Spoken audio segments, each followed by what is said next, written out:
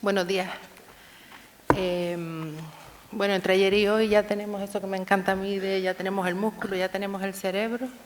Y ahora mi pregunta es, ¿qué hacemos con la parte más importante de la emergencia, de una emergencia de protección civil?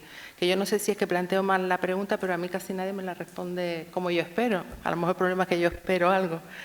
¿Cuál diríamos que es la parte más importante de una emergencia de protección civil? O sea, es una herramienta.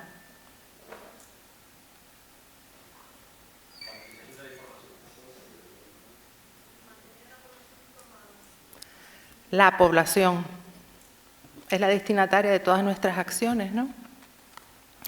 La herramienta con la que se gestiona la comunicación. Y una pregunta que les hago y la piensan un segundito. ¿Quién lleva aquí bien la incertidumbre en cualquier orden, más o menos grave? El que la lleve bien, que levante la mano y nos espere fuera, porque yo la llevo fatal. Y yo no sé los demás cómo la llevarán. Bueno. No perdamos de vista que la comunicación, como decía la Televisión Canaria acertadamente en mi juicio, es parte de la cadena que salva vidas. Es tan importante que este es el organigrama de los planes de emergencia, el cerebro ese que nos permite no estar improvisando, la dirección, y ese es el triángulo imprescindible o mágico, la dirección técnica y la dirección de la comunicación. Si uno de esos tres picos falla, en mi opinión, falla todo. Tenemos que tener un presidente, en este caso, que nos deje trabajar, un director técnico solvente, una dirección de comunicación que también tenga en mente cuál es su objetivo y una relación que fluya en ambos sentidos, con respeto a ambas disciplinas y aprendiendo de la otra siempre. Y como vemos ahí, de la dirección técnica pende el operativo y de la dirección de la comunicación pende la población. Es el nexo de unión. Mi objetivo de hoy es que asuman que hay que informar sí o sí de los riesgos que afectan a la población. ¿Por qué digo eso? Porque he oído en infinidad de ocasiones una frase que me pone los pelos de punta, como Emilio bien sabe, que es la de no informemos que vamos a asustar a la población. ¿Perdón? ¿Que vamos a infantilizar a la población ahora? ¿No la queremos madura? Pues tratémosla como tal. Entonces, ¿por qué tenemos que informar? Primera razón, la más obvia, la población tiene que saber tiene que saber actuar. De hecho, si conseguimos sacar a la población del foco de riesgo, es que se acabó la emergencia de protección civil, será de otro tipo, medioambiental, material, pero ya no va a ser de protección civil. Es nuestra principal destinataria y principal agente para su autoprotección, para proteger al resto, si tiene conocimientos, para no generar más riesgos y para no obstaculizar el trabajo de los equipos. Sin información, ¿qué pasa? Estará desorientada, desconfía de los equipos, no obedecerá, estará fuera del sistema, será parte del problema. Segunda cuestión, la falta de información genera incertidumbre y la incertidumbre ansiedad. ¿Cuál es la principal queja en aeropuertos, puertos con cancelaciones? Nadie nos informa, nadie nos informa. ¿Qué pasó con la Dana? ¿Cuál fue el gran lamento? Nadie nos avisó, nadie nos informó. ¿Y qué pasa con la imaginación? Que tiene la tendencia de llenar esas lagunas con lo peor. Si nosotros informamos, estamos teniendo consideración con la población, le estamos poniendo el suelo bajo los pies y calmamos como un ansiolítico. Para mí la información es como un ansiolítico. Genera confianza, que es lo que necesitamos para la seguridad ciudadana, y genera certidumbre. Y 3, ¿qué es la desinformación? El mejor caldo de cultivo que hay para los rumores y los bulos. Que ahora se habla mucho de bulos, pero el sistema es el mismo. Los rumores surgen por la inercia de llenar lagunas cuando algo es importante. Pueden ser espontáneos o deliberados. Ahora tenemos los bulos, que son claramente deliberados y malintencionados. ¿Cuál es la fórmula del rumor? Importancia por ambigüedad. Multiplica. Pero también eso significa que si bajamos un multiplicador a 0, el de la ambigüedad, el rumor se queda en 0. Por tanto, una población desinformada es una población en peligro. ¿Y cómo lo hacemos?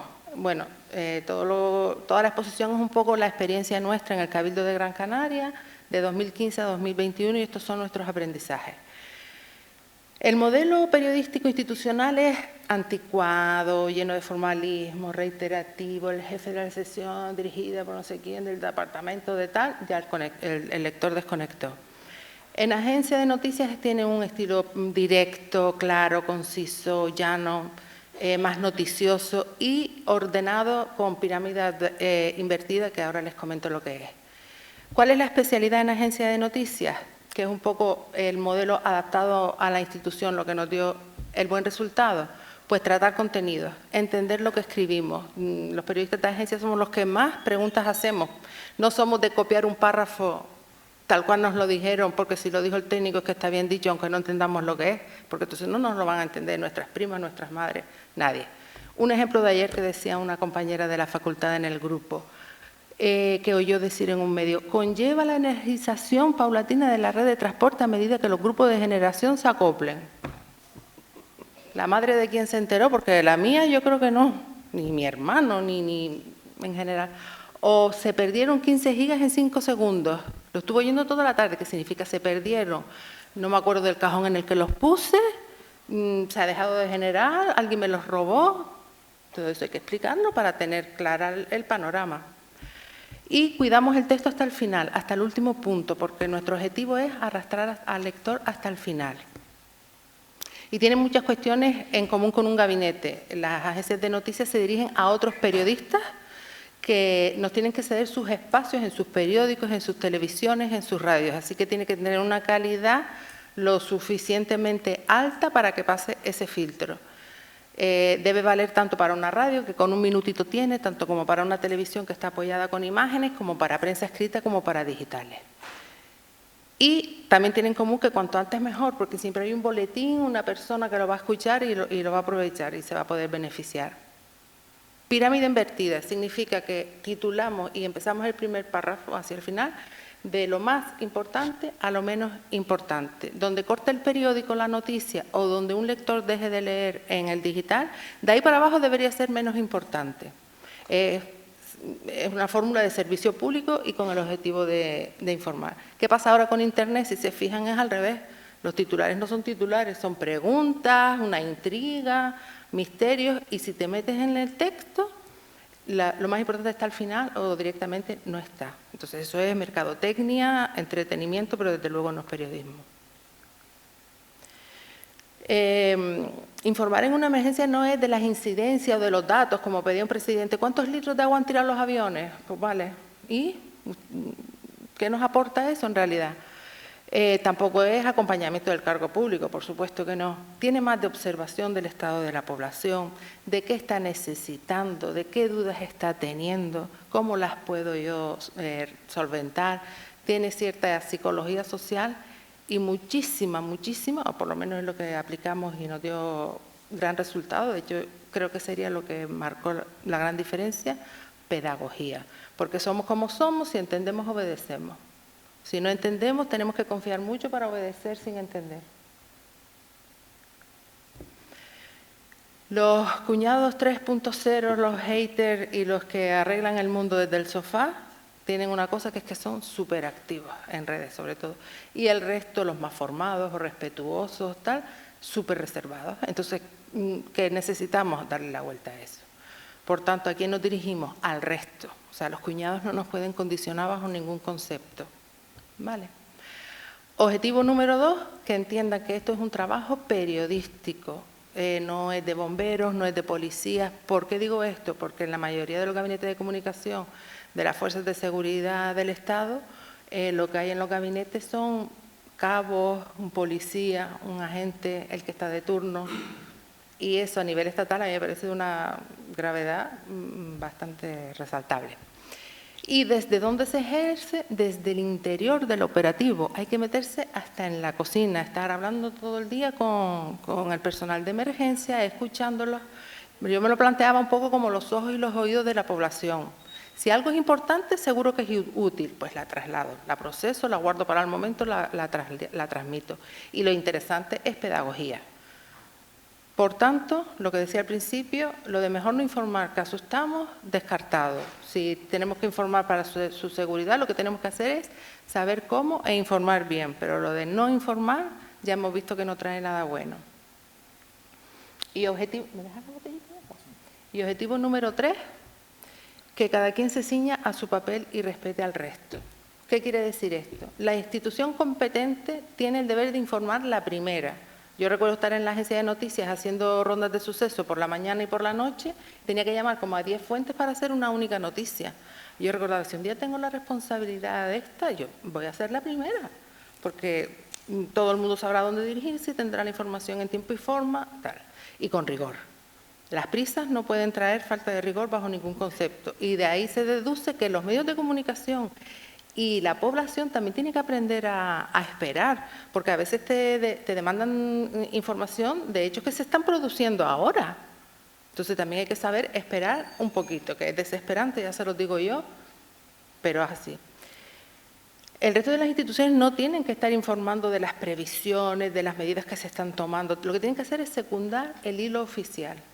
Los cargos públicos, hacer portavoces de lo suyo, no hablar de la materia del otro departamento, de la otra consejería, porque se va a meter en un jardín y lo único que va a hacer es contribuir a la confusión. Los técnicos igual, portavocía a petición del gabinete de comunicación y el resto a su trabajo, porque también hay la tendencia de estar en pleno incendio transmitiendo por Facebook lo que estoy viendo, lo que opino de los medios aéreos, cuando no tienes el todo, y a lo mejor hay 20 medios aéreos, pero actuando donde está haciendo falta, que no donde está ese técnico. Medios de comunicación, lo que decía, tienen que saber esperar y ser parte del sistema, por ley, que a veces ni lo saben. Y la población, mantenerse informada, seguir las recomendaciones. ¿Qué problema tenemos? Me decían los agentes de la Brigada de Investigación, la falta de percepción del riesgo de la población.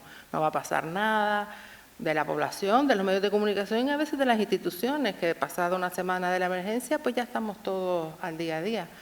Eso de no va a pasar nada, por soldar hoy no va a pasar nada, tal. Y la falta de colaboración, que una vez ya entiende y informamos bien, es una pequeña parte, pero condiciona al resto.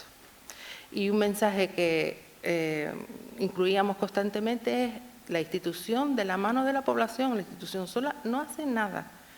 Y todas las acciones informativas tenían 5 cosas: informar, explicar, pedagogía, implicar, necesitamos a la población, responsabilizar, es la obligación de la población, y siempre que podíamos acabábamos con agradecimiento.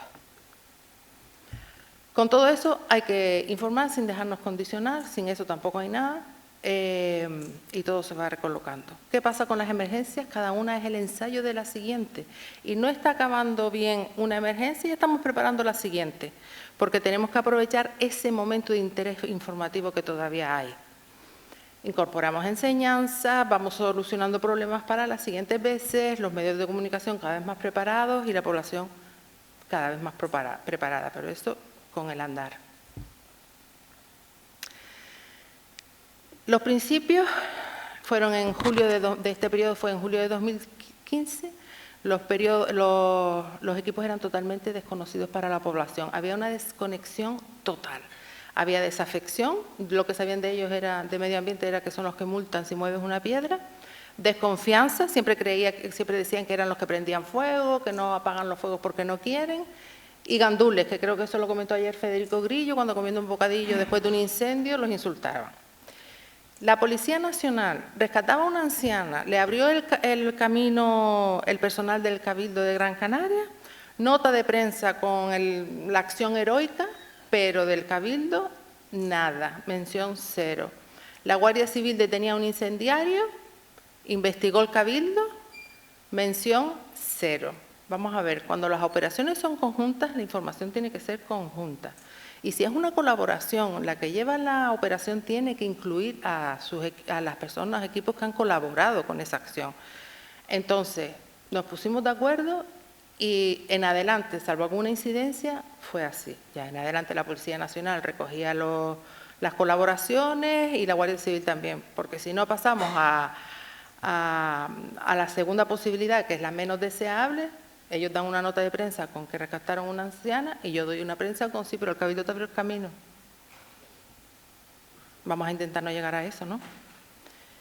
Y bueno, había un incendio, los presas entran por el aire, salen por helicóptero, las cámaras de televisión llegan donde llegan los equipos de apoyo, es decir, al asfalto, con lo cual no salían nunca, no los conocían. Entonces, La población obedecería sus recomendaciones en caso de que se dieran, porque tampoco sé si se darían en esa situación. Teníamos dos situaciones nada deseables. Equipos desmotivados, que en caso de emergencia me parece que es lo peor, con lo cual la comunicación también tiene una función interna, y población en peligro, y ahí está la función externa. Pues eso no fue lo más grave que nos encontramos cuando los conocí, que fue el día que conocí a Emilio también, que siempre digo que me acuerdo de ese día, a Federico y a Luis Fernando Arencibia. Lo peor era que en los 6 meses que llevábamos de año había habido ya más incendios que en todo el año anterior. Habíamos pasado de 2 incendios al mes a 5. A ese ritmo los íbamos a duplicar, a triplicar casi. Y lo peor es que faltaba el verano. ¿Qué planteamos? Pues atacar la situación desde los medios de comunicación. No íbamos a esperar a la primera incidencia. Me fui corriendo al director del plan, que es el presidente del Cabildo, le expliqué la situación y el plan. Primero, con contundencia, nota de prensa para informar de que había una oleada de fuegos intencionados, que existía la BIF, porque no se sabía ni que existía, y había como sensación de impunidad.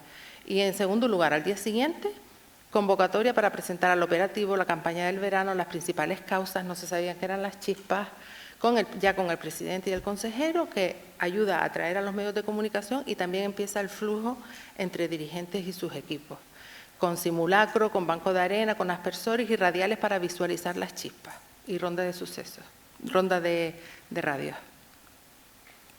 La primera nota de prensa. Ya empezamos a hablar de la diferenciación entre conatos, incendios, GIF, quiénes son los presas, quiénes eran los bravos. Mencionábamos a los otros medios, a los que se incorporaban al operativo. ¿Por qué? Porque necesitamos hacer equipo, necesitamos hacer piña, necesitamos sentirnos parte de lo mismo y todos a por lo mismo, que es seguridad ciudadana. Ya empezamos a pedir colaboración a la ciudadanía, no cometer negligencias, avisar a las autoridades si ven algo sospechoso, mantener las propiedades limpias. A los medios de comunicación, lo mismo, evitar fuentes secundarias, transmitir la información que genera la emergencia, etcétera.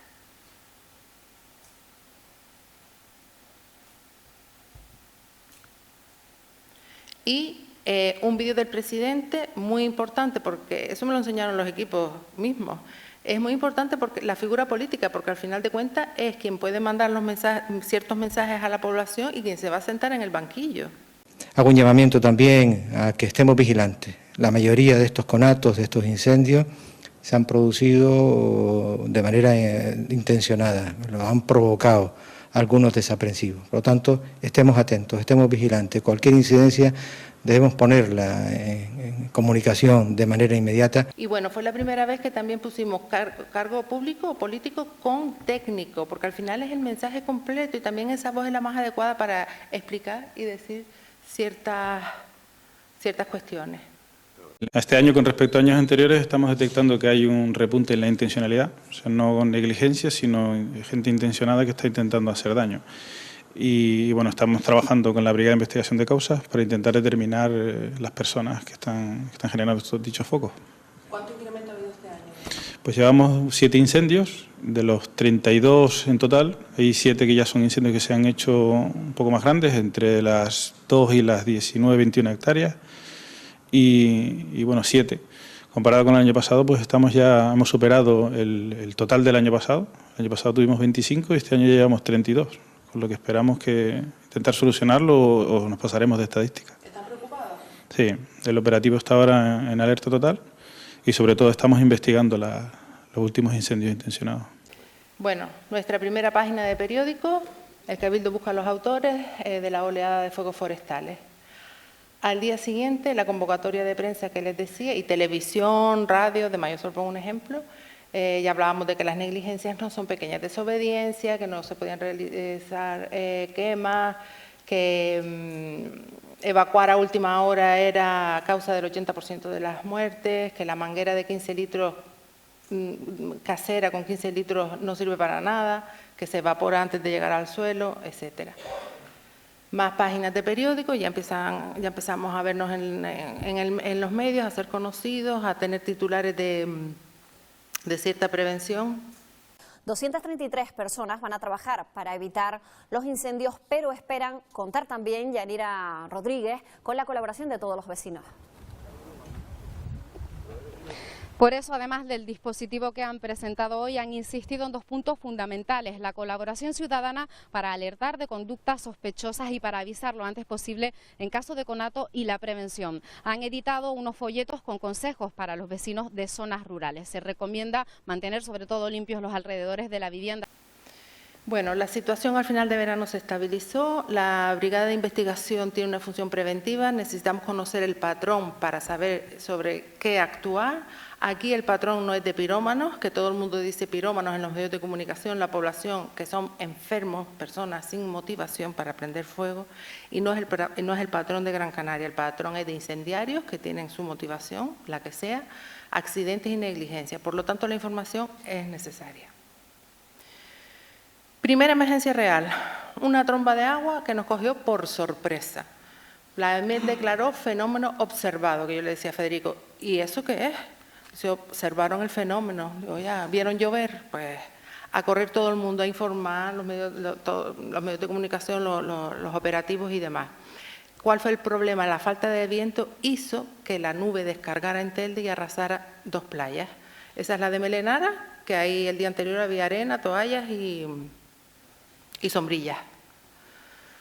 Empezamos a informar desde el primer minuto, abrimos un grupo de WhatsApp que fue interpretado como una especie de sacrilegio, que si no era muy oficial. Bueno, al final todo el mundo ha querido estar en ese grupo porque ofrece información simultánea en tiempo real para todo el que tenga una responsabilidad. ¿Qué pasó con uno de los consejeros en la radio? Menos mal que no hacía viento. Y ese fue el problema de la nube, con lo cual ya, primera directriz, cada cargo tiene que hablar de lo suyo. Cuando los medios de comunicación, que les encanta estrujar a las fuentes, pasen a otro tema, tienen que remitir al compañero, y así se hizo en adelante.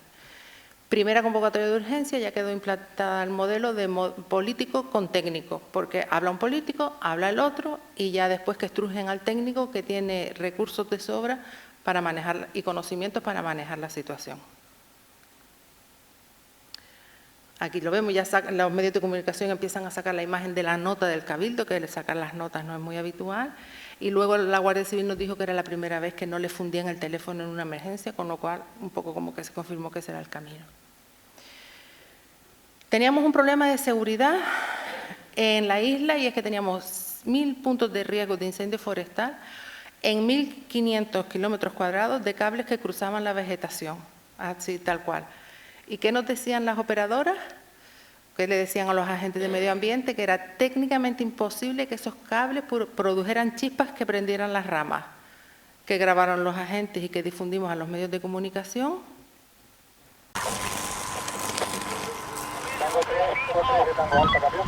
Secopín para Alfa 81, cambio.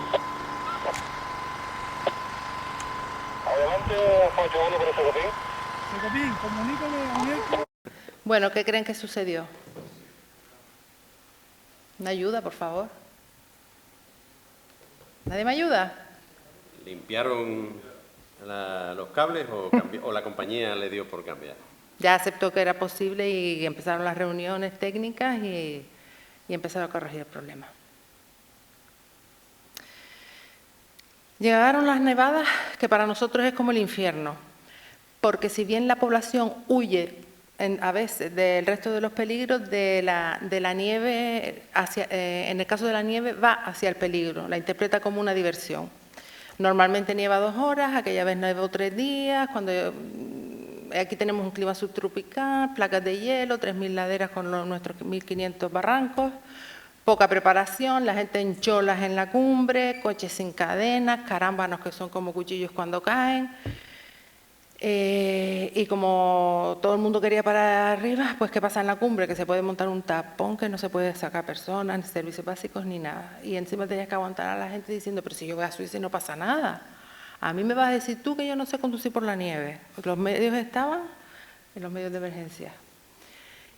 Y nuestros deseos eran, ojalá que la tromba caiga el fin de semana, porque al no ser laboral la población se queda en la casa. Ojalá que la nevada caiga en 3 semanas para que no puedan ir, pero da igual porque la gente saca a los niños del colegio. Y esta fue la respuesta de Federico Grillo en una pregunta que le debió parecer demasiado concreta. ¿Qué significa esto? Que tenemos que también explicarle a la población que las predicciones no son ciencias exactas, trabajamos con probabilidades y según la fórmula de riesgo, por consecuencia, es decir, cuánto porcentaje y si hay población o no, se toman medidas. La población y la institución se tienen que preparar. Si el evento no sucede porque a última hora gira y descargan en el Atlántico, genial, mejor. Pero si se confirma, tenemos que estar preparados y que se ría quien se quiera reír. Nosotros nos dirigimos a quienes van a comprender y van a ayudar cada vez más. Es preferible prevenir que calcular a la baja. Pero ¿qué nos encontramos en los periódicos? La nieve fue divertida hasta que el Cabildo cerró las carreteras. ¿Frío tienes tú? Yo estoy corriendo. O sea, convertíamos en personajes simpáticos a los imprudentes. Así era el percal aquellos años. Y estábamos en la cumbre cuando llama un compañero periodista, Fátima, ¿por dónde puedo subir a la cumbre? Digo, que no puedes subir, que te vas a matar. Y ya me quedé así porque digo, esto no hay quien lo pare. Y me dice Federico, si quieres te pongo un convoy y los metemos hasta arriba detrás del quitanieve. ¿En serio? Vamos. Por lo que el Cabildo de Gran Canaria ha decidido mantener cerradas las carreteras de acceso a la cumbre. Aunque la institución, Isaías Santana, buenas tardes, ha organizado un convoy para los medios de comunicación. Cuéntanos, ¿qué paisajes se han encontrado en la cumbre?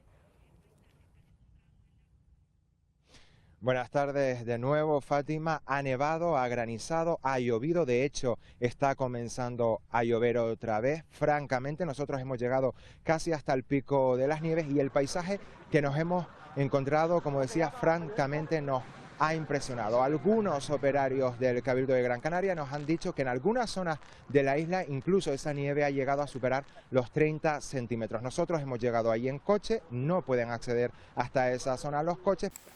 Bueno, de esta manera los medios pudieron mostrar la altura de la nieve, hicieron suyo el mensaje, ya no es el Cabildo pide no subir, ya ellos decían, como verán no se puede subir, es complicado, hemos subido detrás de un quitanieves, etcétera. Empezó un poquito de apoyo social con los viñetistas que a mí me parecían súper importantes porque utilizan un lenguaje que desde la institución no podíamos, pero yo sí podía utilizarlo en las redes sociales. ¿Qué crees que significa la frase prohibido subir a la cumbre por ser muy peligroso? Porque vayamos hasta que se derrita la nieve. Bueno, y redes sociales, cuidado con ellas. Es también un medio de comunicación y cuidado con ellas porque ahora las redes de comunicación nos permiten una cosa maravillosa que es el contacto directo con la población sin la intermediación de los medios de comunicación, que ya vemos la preparación que tenía. Pero esto no es un trabajo tampoco de community manager y de venirnos arriba. Dos ejemplos. El ajeno. Chicos, esto fue hace 5 años en una dana en Murcia. Chicos, de la Guardia Civil. Chicos, no rescatadores profesionales, pilotos, no, chicos, a la fortuna rescatar a una mujer que ha quedado aislada por la riada, que no hay pista, no importa, que está sobre el río y vaya crecido, no importa, que hay que jugársela, no importa. Ya había 5 fallecidos en ese momento.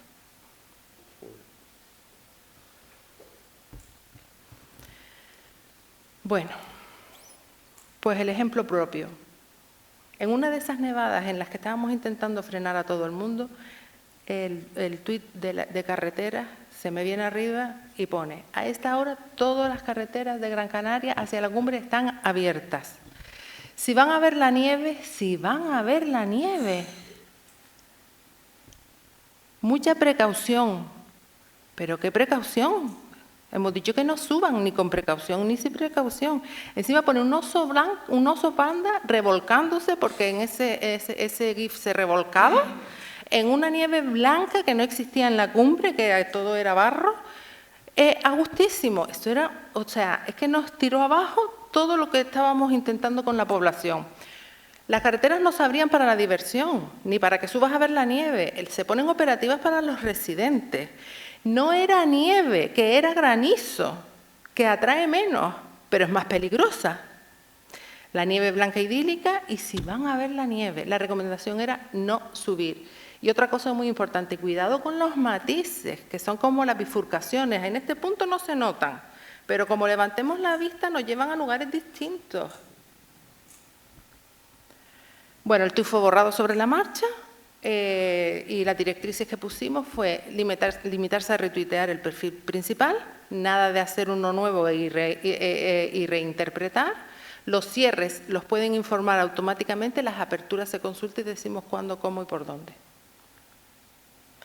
Las redes sociales, vamos a ver, redirigía a los medios y a la población al Twitter constantemente, de manera que fuimos migrando al Twitter.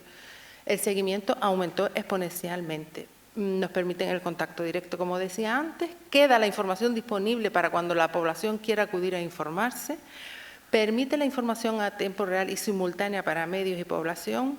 Las radios y televisiones ya daban en directo los informativos con el Twitter abierto en la mesa.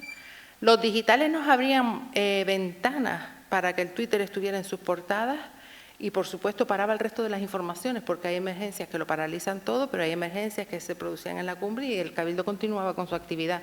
Pues el Twitter ya lo dedicaba solo a la emergencia, no vamos a dejar o pedir que nos abran una ventana en el digital y colar ahí el pleno o no sé qué, ¿no? Trato muy respetuoso con la población, de tuteo, nada. Estamos hablando de lo que aplicamos en el Cabildo. Yo sé que otras personas tienen otros criterios y fenomenal. Muy respetuoso, pero muy firme también cuando era necesario, sin emoticonos y sin exclamaciones. ¿Por qué? Porque no necesitamos exaltaciones, necesitamos calma, sin figuras políticas. Su lugar está en los medios de comunicación. Es contraproducente para la emergencia y para la figura política.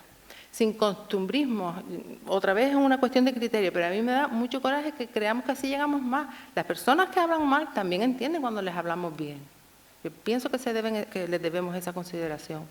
Las respuestas eran personalizadas. Yo cuando acababa todo el trabajo me ponía a mirar respuestas, a ver si había dudas razonables, que a veces me hacían dudar a mí, las resolvía, las respondía. A algún hater también me ponía en modo Cabildo, le contestaba, tras, zasca. Decía, que zasca estaba el Cabildo. Genial, pero siempre con educación y buenos días y buenas tardes y hasta luego. Que se convierta en un referente para informarse y contrastar bulos. La gente ya preguntaba, ¿esto es cierto? Maravilloso. Los internautas empezaron ya con el tiempo a aclarar las dudas del resto, a vetar los comportamientos incívicos y ya intervenían los profesionales, le dimos la vuelta. Dada la preparación que tenían los medios de comunicación, dimos un taller de emergencias para periodistas, tanto de medios de comunicación como de gabinetes de prensa, a golpe de teléfono o de WhatsApp, pues no la UME, la Guardia Civil, la Policía Nacional, el 112 del Gobierno de Canarias, y nos pudimos coordinar y conocer nuestra parte. ¿Qué aprendimos con Ferran Dalmau, que es un ingeniero de Valencia que siempre viene a los incendios? Que los medios son parte esencial de la emergencia, que tienen responsabilidad penal por ley, es decir, si yo digo no suban a la nieve y el periódico dice suban que está bonita y pasa algo, ese director se va a sentar en el banquillo también. Que no acudan a fuentes alternativas, que otras fuentes deben hablar solo de lo suyo. Secundar el hilo oficial, que el momento de la emergencia no es el momento de la crítica, salvo que sea un desastre como sabemos que sucede a veces, pero el momento de la crítica es después. Ahora vamos a salvar vidas, lo demás va y viene. Y que teníamos que aprovechar cuando la mente de la población tiene interés porque son como cajas abiertas, nos decía. Y que en Gran Canaria estaríamos en peligro hasta que recuperemos el bosque Doramas, que para eso quedan como 30 años. Y así fue la nota de prensa informativa de Gabinete de Agencia de Noticias. El incendio está por venir, porque es lo que hay. ¿Cuál fue el resultado? Empezaron a conocer a los medios su trabajo, respeto, respaldo, seguridad ciudadana, páginas de periódicos, el coste de las imprudencias, el CSI de los incendios, los que se la juegan. Que los medios nos pidieron ir al helipuerto y conocer el trabajo de los pilotos y fue súper interesante. Ahí nos enteramos que tienen una gran rotación, que los helicópteros pequeños son los mejores para Gran Canaria, para el primer ataque por sus barrancos, que los medios aéreos y los medios terrestres no son nada. Fue muy ilustrativa también. Nos avisan, salimos, evaluamos el incendio, el técnico evalúa el incendio porque la parte forestal va con ellos. Nosotros volamos con un técnico, un capataz, como te dije, y cuatro operarios. Y entonces, bueno, pues evalúan por dónde atacar el incendio, elegimos una zona de toma, baja la cuadrilla, despliegan el helibalde, que le llamamos Bambi, y yo me pongo a actuar. Normalmente atacamos donde decía el técnico, pero normalmente se suele atacar digamos de cola por el flanco hacia cabeza. Si podemos atacar cabeza de incendio y bajar intensidad de llama, mejor. La vida de un piloto, teóricamente nosotros estamos en alerta, por así decirlo, desde la salida del sol, que nos pueden llamar, es decir, el CECOPIN nos podría avisar antes de la salida del sol para estar preparados y despegar a la salida del sol. Normalmente tenemos, según el Cabildo, 30 minutos para salir antes de incorporarnos en base. Nosotros nos incorporamos en base a las 10. De acuerdo, a partir de las 10 tenemos 11 minutos, 10 mínimo, no menos de 10 minutos para despegar, por normativa aeronáutica. Entonces a nosotros nos avisan, CECOPIN avisa al técnico, el técnico nos avisa y en 10 minutos estamos en el aire. En definitiva, ya tenían la presencia social que les correspondía, el respaldo que les correspondía y éramos referentes a la hora de que pasara algo y nos pidieran información. Tejeda 2017, salíamos para Madrid con el presidente que tenía que estar al día siguiente en el Ministerio de Cultura por el expediente de risco caído y salta el chat. De CECOPIN, conato en la variante de Tejeda, helicóptero, agentes, están en el lugar. Madre mía. ¿Tendrá potencial? Federico no me respondía, cosa rara porque él despacha en medios y hablamos nosotros, porque ya es lo siguiente, es la población. Un flanco controlado, se trabaja en el otro, un flanco controlado, pues igual no es para tanto. Trabajando en el otro, bueno, pues igual sí. Activado el helicóptero del gobierno, pues igual sí. Preavisado UME, pues igual sí. Yo no voy a esperar a ver qué potencial exacto tiene. Hay helicópteros sobrevolando y a la población se lo empieza a preguntar. Entonces, di la poquita información que tenía, ya la di. ¿Para qué? Para que la población sepa lo que está pasando, no empiece a hacerse preguntas, que sepa que su institución ya está actuando, para anunciar que el Cabildo seguirá informando, también por Twitter, y para atraer el foco y sea a esta institución a la que se dirijan. Y ahí ya conseguí hablar con Luis Fernando Arencibia. Tienen que subir, esto viene fuerte, el presidente tiene que firmar la activación del plan. Ni Madrid ni nada. No suban a la cumbre, grandes llamas, nunca utilizaba las mayúsculas, no suban bajo ningún concepto, medios tampoco, colgaremos imágenes, porque los medios mandan a los redactores y cámaras a coger imágenes, eso no puede ser. Ahora sí. ¿Qué difundimos? Bueno, el frente llegando a Cruz de Tejeda. Ya está evacuado. Por ahí quedaba alguna persona por dentro, pero en principio está evacuado.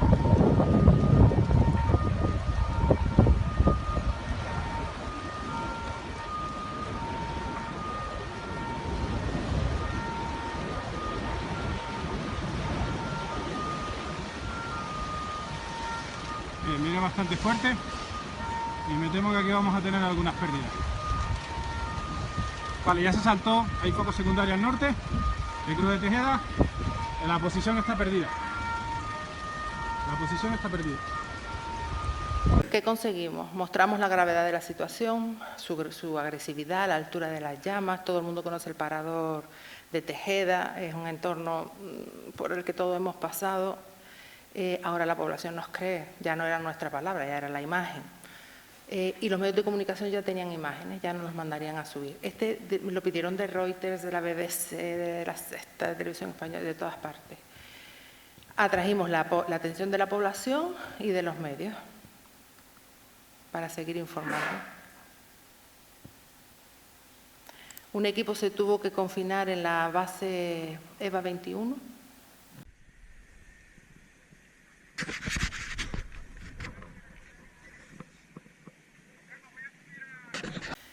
¿Para qué difundimos eso? Para mostrar que confinarse a veces es la única opción, que fue posible porque la base militar estaba tratada alrededor, con trabajos servícolas, quemas prescritas y demás, que aún así fue súper duro, que si la población no obedece la indicación de evacuar pronto, a esto es a lo que se va a enfrentar. Y otra constante que aprovechábamos para transmitir, siempre hay que obedecer a las autoridades. En esto que estaban apareciendo redes culpando al personal del Cabildo, pero que en el caso le pudimos hacer. El cambio de nivel es delicado porque pasa a ser responsabilidad, en este caso del Gobierno de Canarias, la comunicación, pero el Cabildo de Gran Canaria no pierde la dirección de la extinción. Y en el primer momento puede haber hubo un apagón informativo, se rompió el ritmo, comenzó la incertidumbre.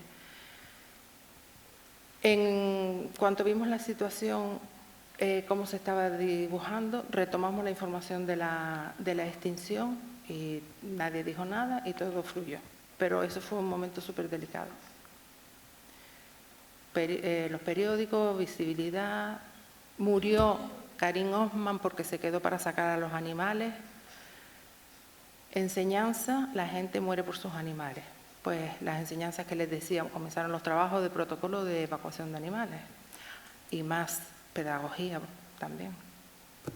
¿Qué pasaba con los bulos? No saltaron a los medios de comunicación porque ya conocían el trabajo, pero había que verlos. Estos fueron los del Cabildo, se les escapó una quema, encima no extinguen porque tal.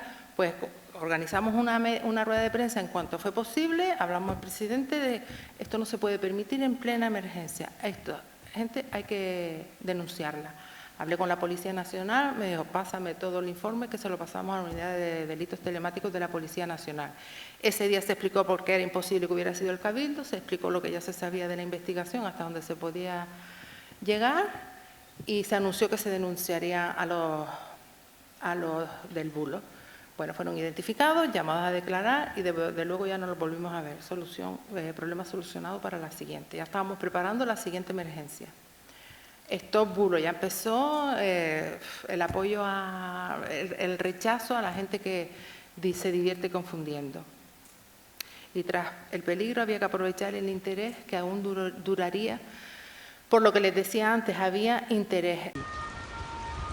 La estrategia general es llegar con los medios y entrar por la parte de atrás del incendio, en este caso desde abajo, desde Tejeda, y se distribuyen unos por un flanco, otro por el otro. Tenemos una carretera a la izquierda, el incendio no se salta a la carretera.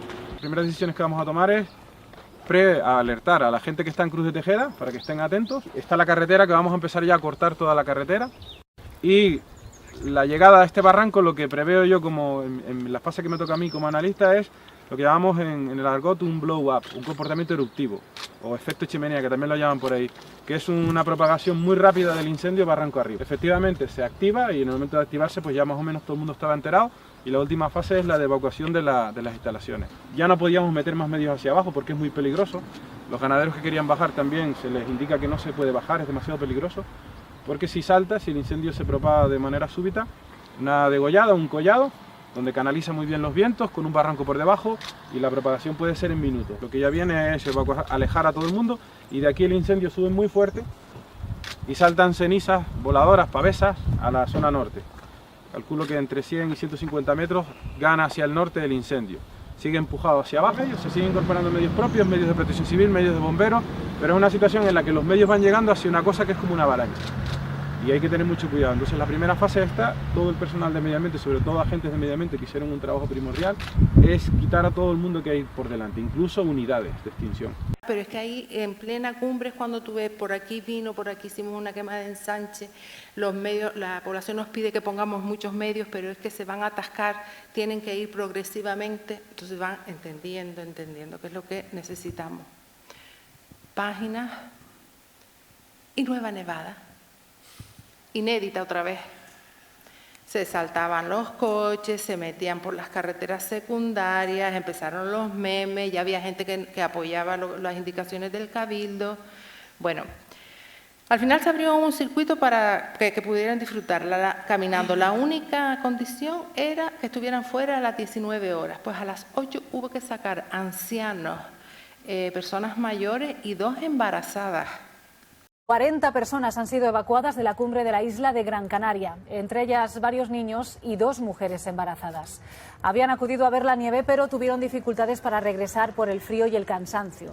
Un aluvión de curiosos está subiendo estos días hasta el pico de las nieves para ver eso, la nieve. La mayoría lo hacen sin el abrigo necesario ni equipamiento para el coche. Páginas en los periódicos, yo solo informé por el Twitter, ya en ese momento no hacía falta nada más. Los infractores de la cumbre se exponen a las multas y a pagar las evacuaciones, que ya era una cosa insoportable. ¿Qué pasó al día siguiente? La jornada concluye sin evacuaciones. Si tú no informas de lo que pasó, te sometes a la vergüenza nacional y avisas de las infracciones, a todos los días hubiera pasado lo mismo. Una cosa que no funcionó muy bien fue lo de adelantar los escenarios. Con todas las emergencias nos ocurrió que hubo un socavón en la avenida Marítima, resulta que no había nada debajo del asfalto, se lo había comido el temporal, el mar. Y nos enfrentábamos a una situación inédita, esta sí era inédita, que era cerrar por completo la avenida Marítima, que es la principal, un lunes laboral, con lo que ello conllevase, que no lo sabíamos, de incidencias, servicios básicos y demás. Lo sabríamos la madrugada del lunes, a las 5 de la mañana. Pues, ¿de qué informamos? De que no se iba a saber a las 5 de la mañana, que el atasco estaba garantizado, que había que levantarse a las tempranísimo e informarse a esa hora por el Twitter del Cabildo. Nosotros no sabíamos lo que iba a pasar. ¿Qué pasó? Que corrió como la pólvora, que había que madrugar e informarse. A las 3:35 el tuit fue: el ritmo de los trabajos va a permitir abrir un carril, no habrá que hacer un cierre total. Todo el mundo madrugó, todo el mundo se informó y a las 8 de la mañana la avenida Marítima estaba más vacía que nunca. Es decir, ¿qué pasó? Nada. Es lo mejor que puede pasar cuando estamos ante un riesgo de este calibre. Los servicios de emergencia, que aprendían un montón de comunicación y ya lo incorporaban como herramienta. La siguiente nevada, otra nevada inédita, Federico me mandó las 4 opciones que barajaba, las informamos a la población para que cuando se confirmara ya supieran cómo actuar. Hablamos con Luis Monzón, el piloto de rally, para que fuera él el que le dijera que con su experiencia no subiría a la cumbre, ni clavos, ni cadenas, ni nada. Y este caso me encantó. Estuvimos como 4 semanas advirtiendo del temporal que venía, que quitáramos cosas del camino, macetas, almohadas, tapas de bidones. ¿Y qué nos encontramos? Un vertido de almohadas y de edredones en pleno barranco de Fataga. Me hacen llegar las fotos los policías de agua, que ya decimos que el contacto siempre era cada vez a más y ya ellos sabían lo que se podía hacer de comunicación. Me dice: Fátima, ponlo en el Twitter. Y digo, bueno, pues sin mucha esperanza y mucha rabia lo pusimos en el Twitter, con firmeza. Con este despropósito amaneció hoy el barranco de Fataga. Un atentado contra la naturaleza, la población, los servicios en estos momentos de emergencia y contra la convivencia. Agradecemos que nos ayuden a localizar el autor. Ya saben que se van lejos donde nadie los ve y casi nunca les pasa nada. Pues si se fijan en la ropa es del Hotel Gloria Palace, tampoco hace falta ser Sherlock Holmes. El director le faltó tiempo. Había cambiado el material textil del hotel, se lo había donado a África. Había que llevar un contenedor al puerto y el otro al vertedero, que hizo el transportista, lo tiró aquí mismo y me ahorro el viaje. Pues lo siento, fue identificado, localizado y tuvo que recoger todas las almohadas y fue denunciado. Y de eso es de lo que hay que informar. Un mal sueño en el barranco de Fataga, pues sí. Y acabamos. Llegaron los grandes incendios de agosto del 19. Buenos días, tenemos incendio, ya íbamos directo al tuit. La población y los medios de comunicación ya estaban preparados, los burleros no aparecieron, el Twitter estaba en su punto de apogeo y ya se evacuaba a animales. Faltaba que Federico Grillo o el técnico de turno pudiera dirigirse a la población, porque eso es lo que calma a la población. Necesitábamos ese dibujo que solo los técnicos nos pueden hacer en la cabeza. Él decía que lo que había contado era muy malo, sí, pero es que la imaginación es peor. Y notamos que la ciudadanía se calmó. 17 de agosto, nuevo conato, parecía el día de la marmota, otra vez a empezar. Estábamos en plena situación de riesgo, con un incendio activo. Bueno, pues nuevo incendio. Resulta que el primero fue el ensayo del segundo. Siguieron todas las noches las explicaciones en directo en Televisión Española, Televisión Canaria y la última noche en Televisión Española Internacional. La marea verde de la que hablaba Federico Grillo, todo se dio la vuelta, todo acabó dándose la vuelta.